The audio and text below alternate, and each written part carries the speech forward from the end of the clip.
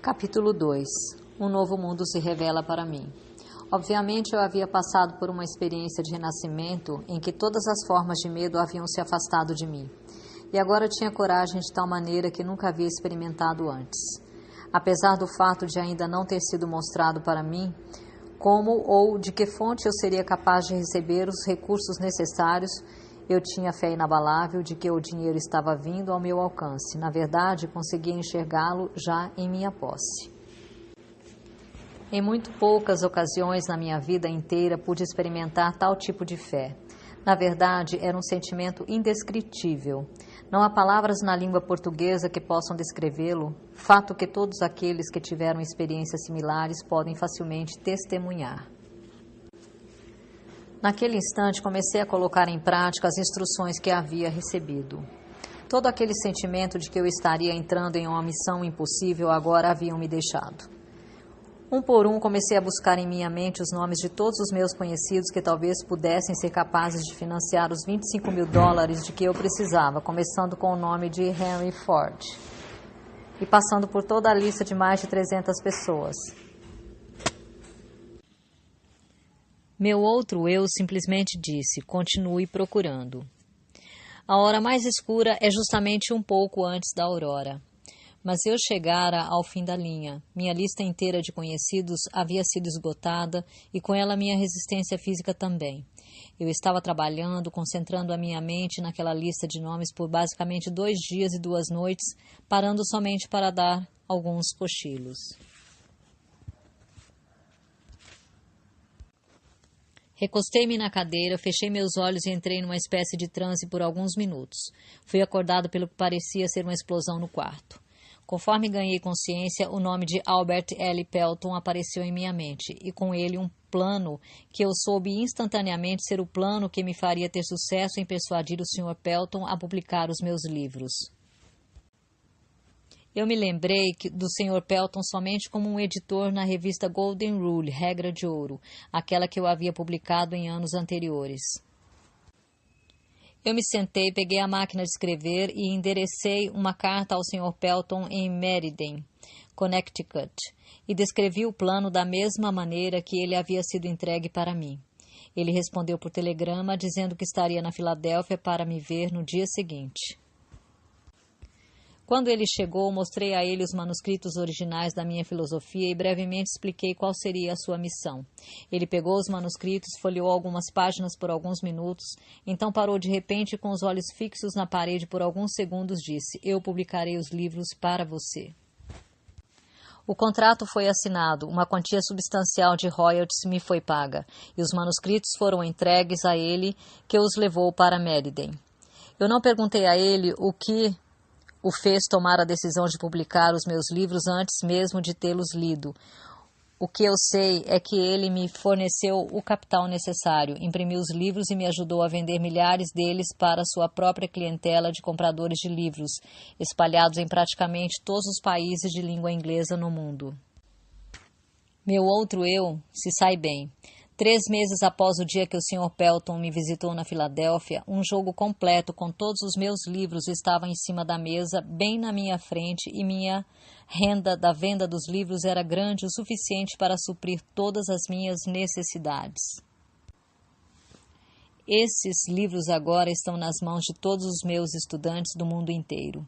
Meu primeiro cheque dos royalties referente à venda dos meus livros alcançou a quantia de $850.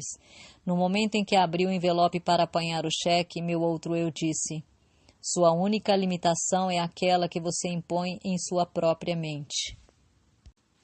Não tenho certeza de que eu entenda exatamente o que esse outro eu seja, mas tenho plena convicção de que não há derrota permanente para o homem ou a mulher que eu descubra e confie nele. No dia após o Sr. Pelton ter ido me visitar na Filadélfia, o meu outro eu me presenteou com uma ideia que resolveu imediatamente o meu problema financeiro. A ideia que cruzou a minha mente me mostrava que os métodos de venda da indústria automobilística tinham que passar por uma mudança drástica e que os futuros vendedores desta área da indústria teriam que aprender a vender automóveis, em vez de meramente servir de compradores de carros usados, como a maioria estava fazendo na época. Ocorreu-me também que jovens rapazes que haviam recém-finalizado a faculdade e que, por isso, não conheciam nada dos velhos truques da venda de automóveis, seriam o ponto de partida desse novo tipo de profissional de vendas e poderiam ser mais bem desenvolvidos. A ideia era tão distinta e impressionante que eu imediatamente liguei para o gerente de vendas, a General Motors, e brevemente expliquei meu plano. Ele também ficou impressionado e me indicou para visitar uma filial da companhia de automóveis Buick, que naquela época era propriedade e dirigida por Earl Powell. Eu visitei o Sr. Powell, expliquei-lhe meu plano e ele imediatamente me colocou para treinar 15 garotos cuidadosamente selecionados da faculdade. A minha renda deste treinamento foi mais do que o suficiente para tomar conta de todas as minhas despesas pelos próximos 3 meses, até que os resultados da venda dos meus livros começassem a entrar, incluindo o custo daquela luxuosa suíte que naquela época me preocupou muito. Meu outro eu não havia me desapontado. O dinheiro que eu precisava estava em minhas mãos justamente no momento em que eu precisei. Nesse momento, fui convencido de que a minha viagem para a Filadélfia não era, sob nenhuma hipótese, uma missão sem sentido, conforme minha razão havia indicado antes de partir do oeste da Virgínia. Daquele momento em diante, até este exato minuto, tudo o que eu precisei veio até mim. Isso mesmo considerando que o mundo inteiro recentemente passara por um período de depressão econômica, quando mesmo as necessidades básicas não estavam disponíveis para muitas pessoas. Em alguns momentos, a chegada das coisas materiais das quais eu precisei veio um pouco tarde, mas posso com toda certeza dizer que o meu outro eu sempre me encontrou no cruzamento e, por sua vez, sempre me indicou por qual caminho eu deveria seguir. O outro eu não possui precedentes, não reconhece nenhum tipo de limite e sempre acha um modo de satisfazer nossos desejos. Ele pode se deparar com derrotas temporárias, mas nunca com fracasso permanente. Tenho tanta certeza disso que estou afirmando quanto o fato de estar aqui escrevendo essas linhas. Enquanto isso, sinceramente espero que alguns dos milhões de homens e mulheres que foram atingidos pela depressão econômica ou outros dissabores da vida descubram dentro de si mesmos essa estranha entidade que eu chamei de meu outro eu. E que essa descoberta os guie, como me guiou a um intenso e próximo relacionamento com essa fonte de energia que supera obstáculos e resolve todas as dificuldades, em vez de ser derrotada por elas. Há uma grande força a ser descoberta no seu outro eu. Procure com todo o seu ser e você o achará.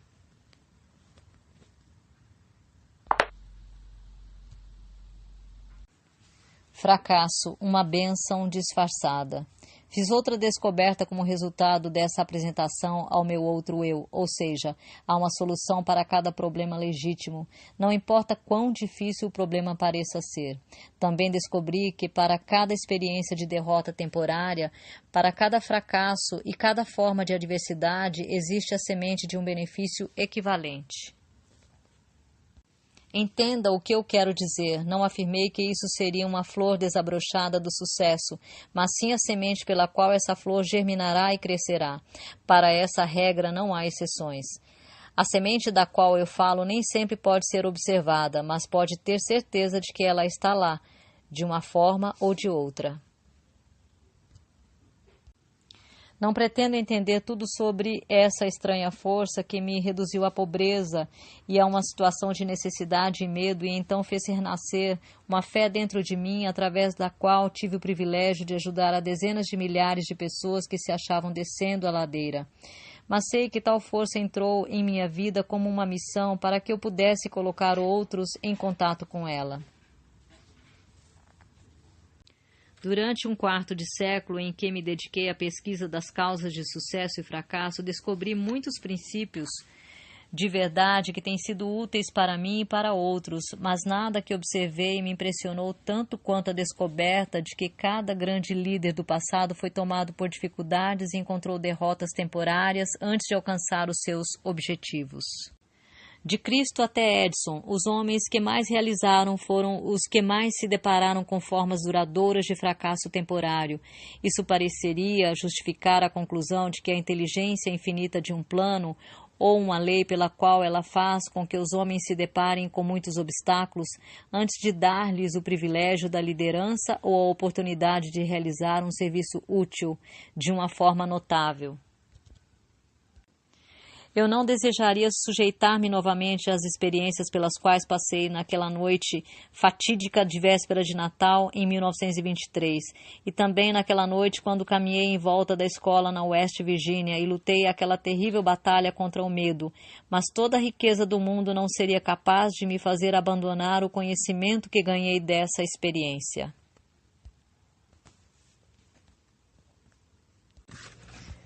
A fé tem um novo significado para mim. Repito que não sei exatamente o que é este outro eu, mas sei o suficiente para me apoiar nele com um espírito de absoluta fé em tempos de necessidade, quando a razão da minha mente parece inadequada para suprir as minhas necessidades. A depressão econômica que começou em 1929 trouxe miséria para milhões de pessoas, mas não devemos esquecer que a experiência também trouxe muitas bênçãos, a começar pelo conhecimento de que há algo infinitamente pior do que ser forçado a trabalhar, que é ser forçado a não trabalhar. De certa forma, essa depressão foi mais uma bênção do que uma maldição, se analisada à luz das mudanças que trouxe para as mentes de todos que foram afetados por ela. O mesmo é verdadeiro para cada experiência que altera os hábitos dos homens e os força a olhar para o seu interior, para a solução dos seus problemas. O tempo que passei em reclusão na West Virginia foi, sem sombra de dúvidas, a mais severa das punições da minha vida, mas a experiência trouxe bênçãos na forma de conhecimentos de que eu precisava e que, de certa forma, mais do que compensaram o sofrimento. Estes dois resultados, o sofrimento e o conhecimento ganho dele, foram inevitáveis.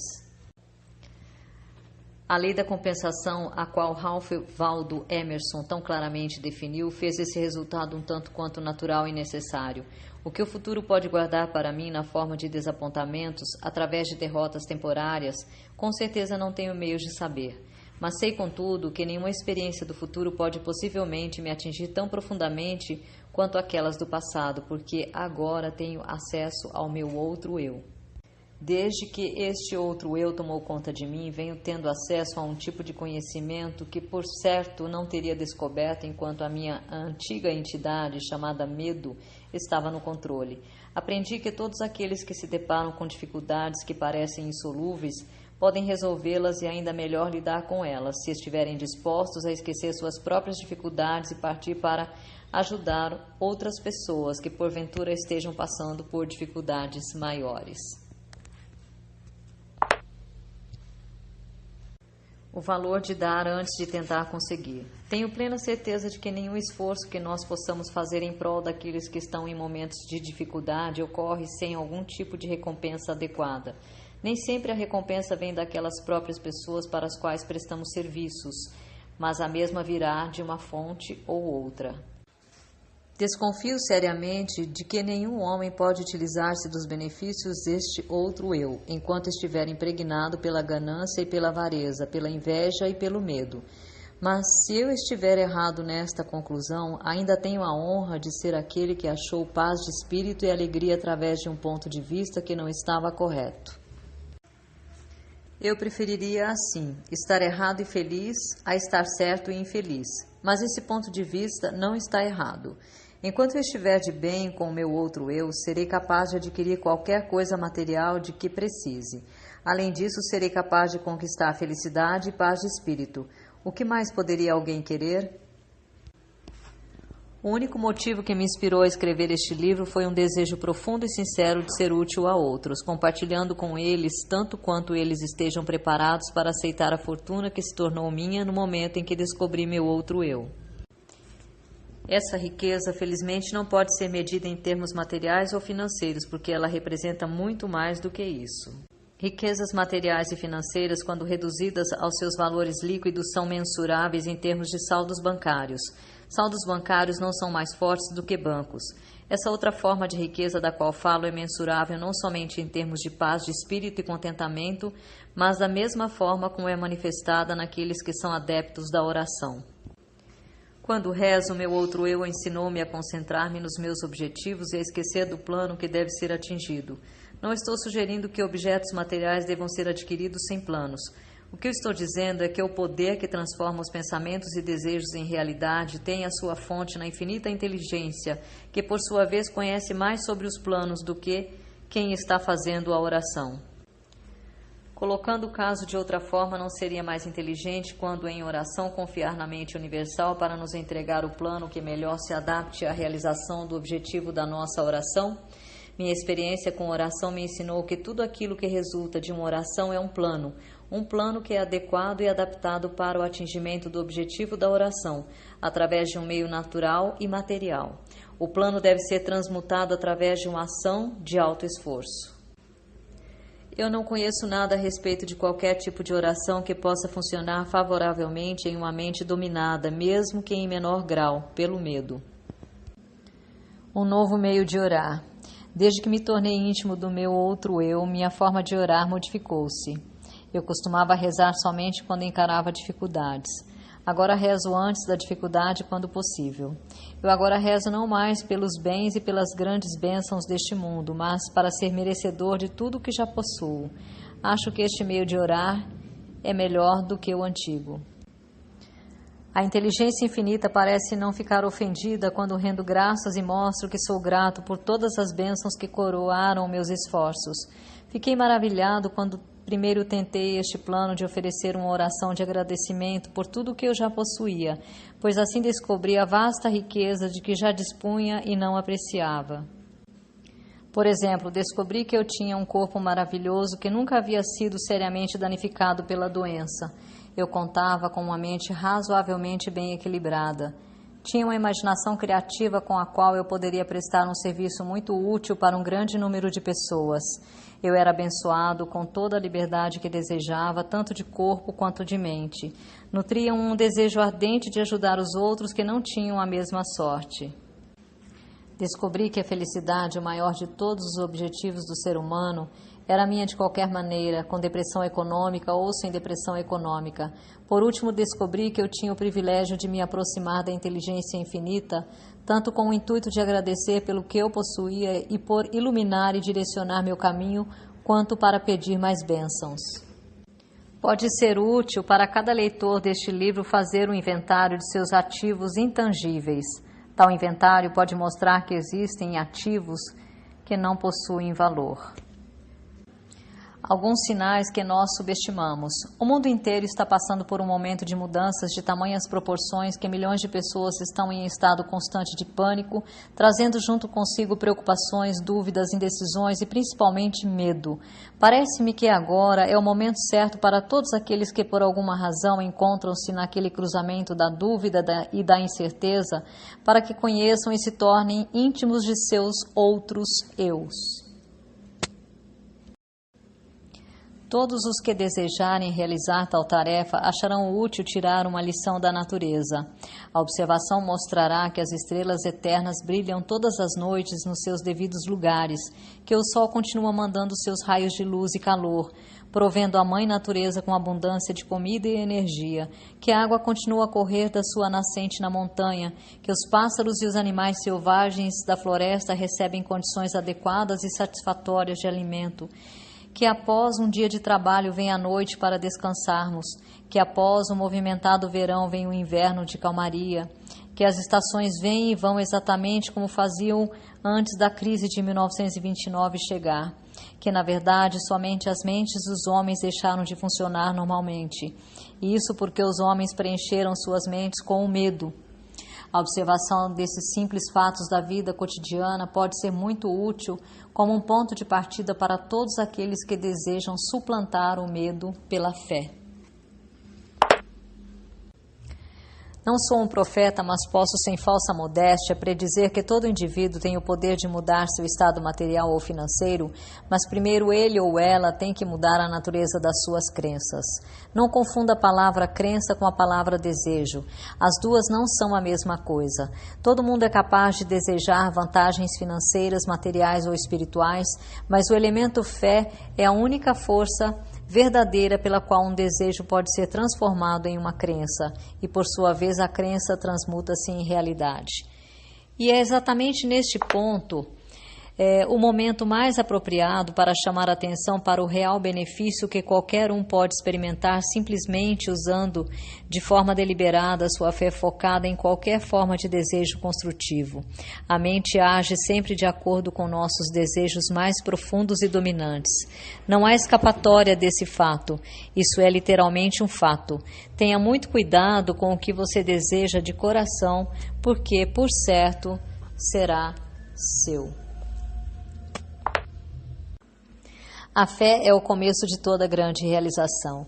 Se Thomas Edison tivesse parado simplesmente desejando conhecer o segredo pelo qual a energia elétrica fazia com que a lâmpada incandescente acendesse, toda a conveniência que as suas descobertas trouxeram para a civilização teria permanecido como segredos da natureza.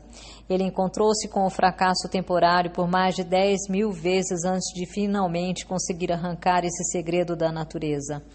Até que finalmente ela cedeu para ele, porque ele acreditou que conseguiria e, mais importante ainda, continuou tentando até que conseguiu a resposta. Edison descobriu mais os segredos da natureza. Eles teriam sido chamados de milagres em um período anterior, no campo da física, do que qualquer outro homem que já viveu. Isso porque ele ficou íntimo do seu outro eu. Eu ouvi isso da boca do próprio Edison, mas, mesmo que eu não tivesse ouvido, as suas realizações por si mesmas revelaram esse segredo. Nada dentro da razão é impossível para o homem ou a mulher que acredita e confia no seu outro eu. Tudo em que um homem ou uma mulher acreditar ser verdadeiro, a partir daquele instante começa a se tornar verdadeiro. Uma oração é uma expressão do pensamento, algumas vezes expresso em palavras audíveis e outras vezes expresso silenciosamente. Observei por experiência própria que uma oração silenciosa é tão eficaz quanto uma oração expressa em palavras. Observei também que o estado de espírito de quem está rezando é o fator determinante para a oração funcionar ou não. Minha concepção do outro eu, que tenho tentado descrever, é que ele simboliza meramente um novo modo de se chegar à inteligência infinita, um modo pelo qual se pode controlar e direcionar o mais simples processo de combinar a fé com os pensamentos. Isso é somente outra maneira de dizer que agora tenho muito mais fé no poder da oração. O estado de espírito conhecido como fé aparentemente abre o meio para um sexto sentido através do qual se pode comunicar com fontes de poder e informação que ultrapassam em muitos os nossos 5 sentidos. O desenvolvimento desse sexto sentido vem sempre para a sua ajuda, e ele é, na verdade, uma estranha força que vamos assumir. É um anjo da guarda que pode abrir para você, sempre que quiser, a porta para o templo da sabedoria. O sexto sentido é a experiência mais próxima a que já cheguei de algo que se possa chamar de milagre, e ele aparece dessa forma, talvez porque eu não entendo exatamente o método pelo qual esse princípio funciona. O que eu realmente sei é que existe uma força ou uma causa central primeira, ou uma inteligência que permeia cada átomo da matéria e faz parte de cada unidade de energia perceptível pelo homem, que essa infinita inteligência converte ramos em árvores, faz com que a água escorra dos montes em resposta à lei da gravidade, faz a noite após o dia, o inverno após o verão, cada um mantendo o seu próprio lugar e funcionando de forma harmoniosa, bem como o relacionamento entre si. Essa inteligência ajuda a transformar desejos em formas concretas ou materiais. Tenho este conhecimento porque eu experimentei. Por muitos anos venho mantendo o hábito de fazer um inventário de toda a minha vida pessoal, uma vez por ano, com o objetivo de determinar quanto de minhas fraquezas consegui ultrapassar ou eliminar, e também para calcular quanto progresso, se é que tive algum, fiz durante o ano.